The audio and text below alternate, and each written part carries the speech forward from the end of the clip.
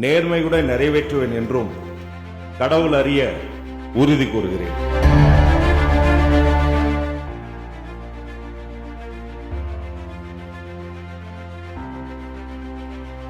சட்டமன்ற பேரவையின் உறுப்பினராக தேர்ந்தெடுக்கப்பட்ட ராஜ்மோகன் என்னும் நான் சட்ட முறைப்படி நிறுவப்பெற்றுள்ள இந்திய அரசமைப்பு சட்டத்தில் உண்மையான நம்பிக்கையும் பற்று உறுதியும் கொண்டிருப்பேன் என்றும் இந்திய நாட்டின் இறையாண்மையையும் ஒருமைப்பாட்டையும் நிலைநிறுத்துவேன் என்றும் நான் மேற்கொள்ள இருக்கும் கடமையை நேர்மையுடன் நிறைவேற்றுவேன் என்றும் கடவுள் அறிய உறுதி கூறுகிறேன்.